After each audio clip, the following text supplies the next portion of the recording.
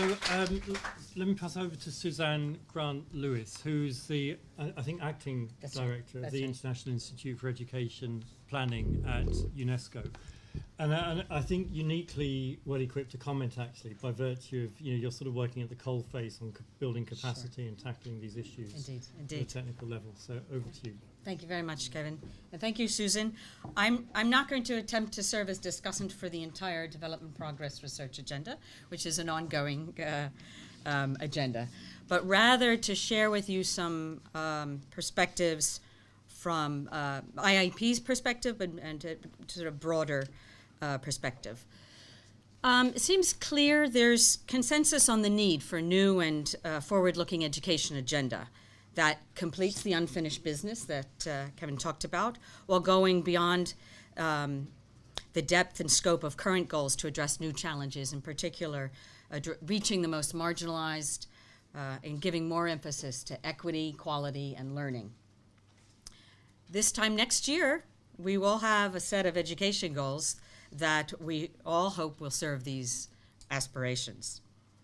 My concern is, how do we ensure that we meet them? How do we ensure a better pace of progress than we managed in the last 25 years? And how do we do it in a sustainable manner? By which I mean, how do we do it in a way that strengthens education systems so they can continue to address educational challenges as they evolve? And they will surely evolve. It will never stop. So how do we go about thinking about education system change for sustainable change? So this leads me to reflect on what we know.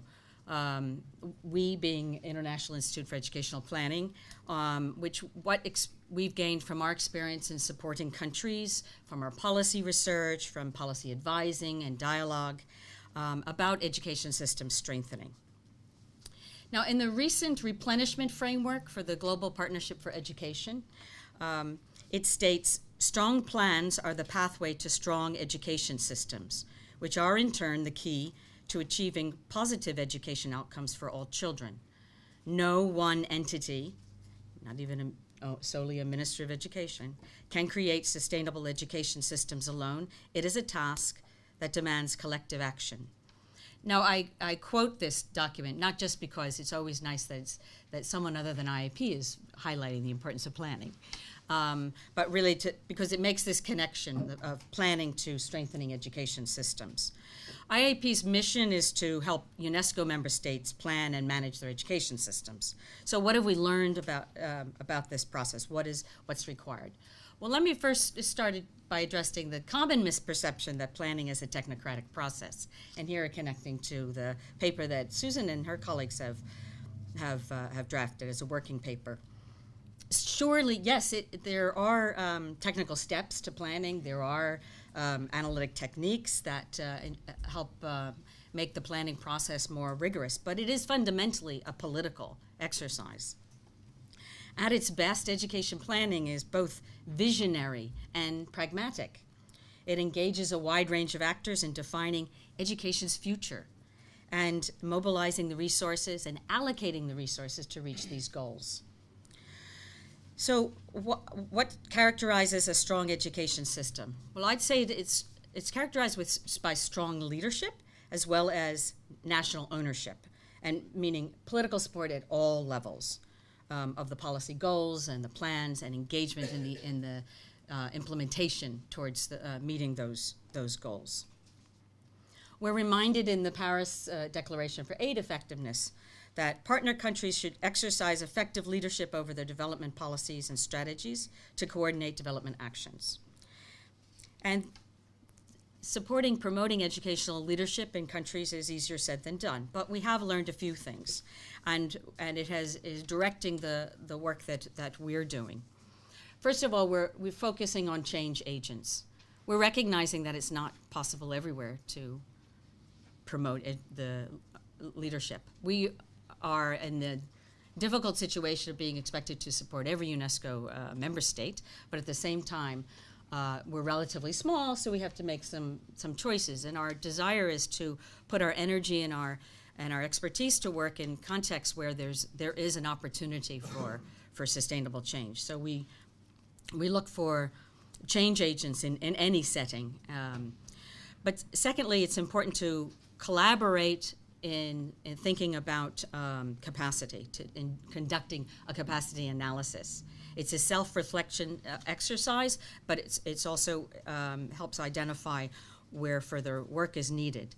Thirdly, we really need to strengthen the dialogue between policymakers and technical staff. And IIEP has been very guilty about really focusing on the technicians and not doing enough to talk to the decision makers. But if that link is not there, forget it.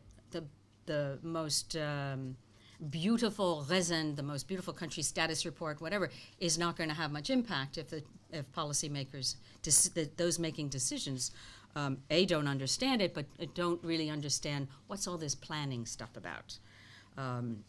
So much more dialogue is needed between policymakers and the technical staff. Fourth, it's very important to remember that there's no real perfect plan, because it must vary by context. It is by its nature context dependent. But it is important to point out that a quote perfect plan is not always a good plan. We've all seen beautiful project designs which are incredibly elegant, but you try to implement them and it's absolutely impossible.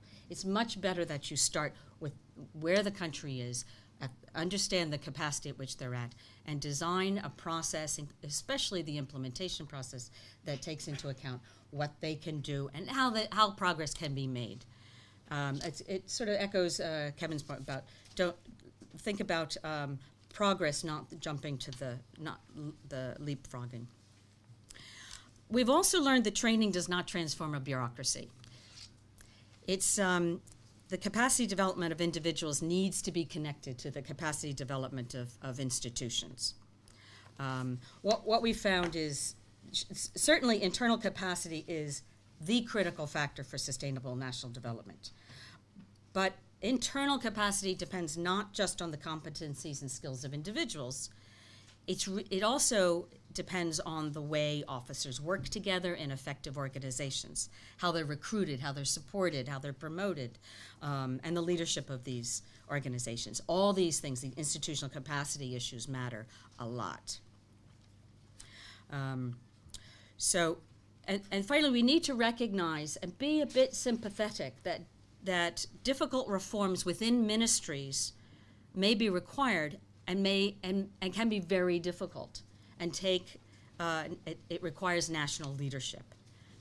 So in the end, this leadership can be supported by outside actors. These system reforms can be supported by outside actors, but they cannot be imposed. There is good news. We have an increasing amount of guidance to support countries in this process, and I point to two things before closing.